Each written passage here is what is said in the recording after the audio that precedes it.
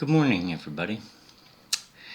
I spoke with my brother yesterday, and although he was supportive of me and wanted me to move on from this experience, it was a frustrating conversation.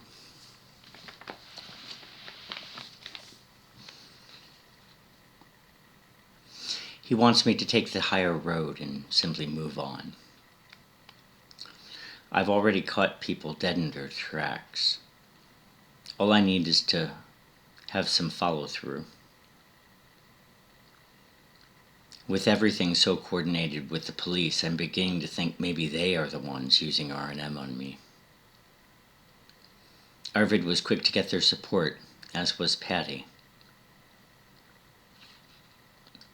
It turned out to be nothing but a rabbit hole, though. I wonder what percentage of conversations people have that are finished before they even start the first word. It's harder and harder to find genuine conversation anymore that has fluidity and flexibility.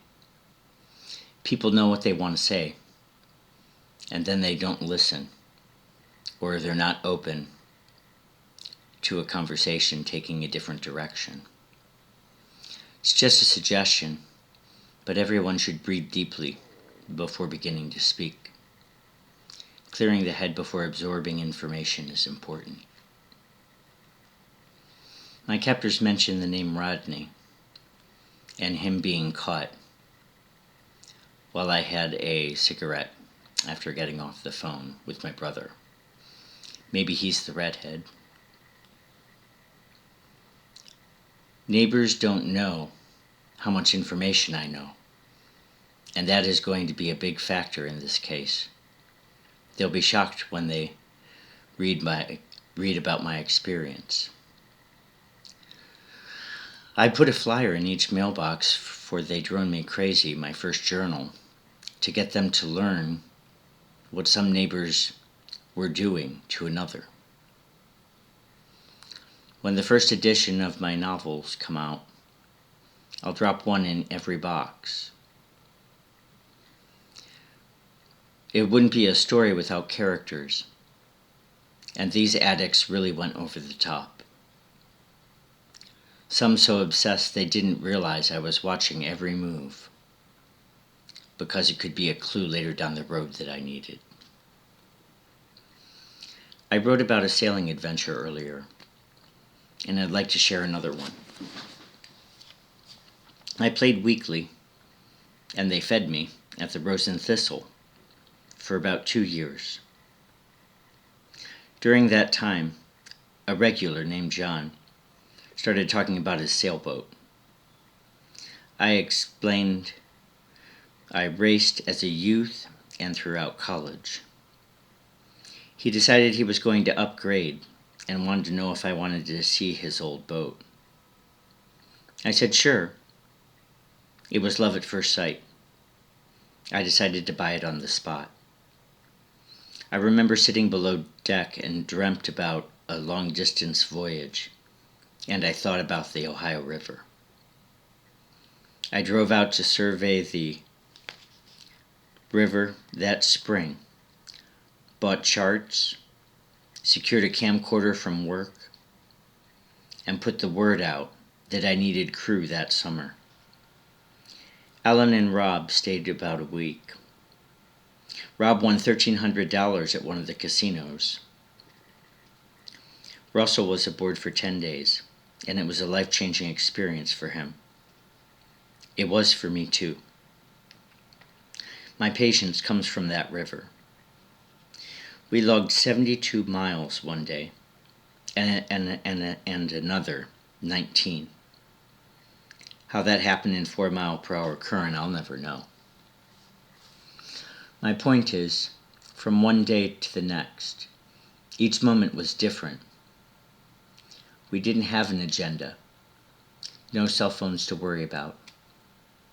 And when we got hot, We planned to stop at the next town for air conditioning and a hot lunch. One time a man met us at the ramp and said he heard we were coming that way. He drove us into town and sat at a different table at a restaurant and took us to the store for ice. Got to keep the beer cold. And back to the ramp. People were always friendly, and we felt welcome everywhere we went. You never know what to expect once you got over the flood wall. Every moment was a treasure. 950 miles in 28 days from Pittsburgh, Pennsylvania to Paducah, Kentucky. I lost one anchor because the current was too fast. And that was the only casualty.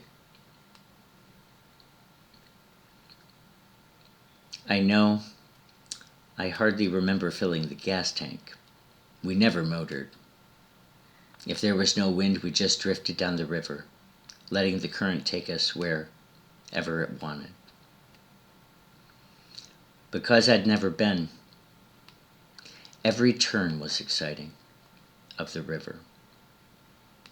The long stretch of the Scioto State Park and Zaleski State Forest were breathtaking.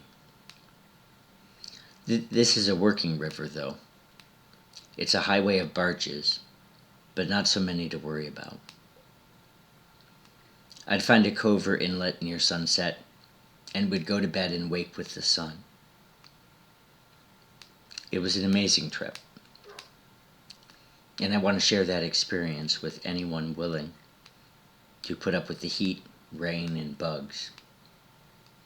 So I came up with an idea to start a race called the OK, OH/KY Challenge, sponsored by Sky Vodka, where the sky is the limit.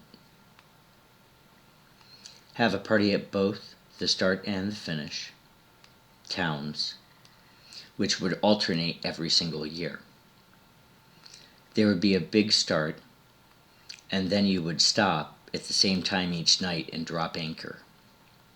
You'd radio in your mile marker location to the other competitors, and then everybody would start at the same time in the morning, 9 a.m., and lift their anchors until they got to the finish town.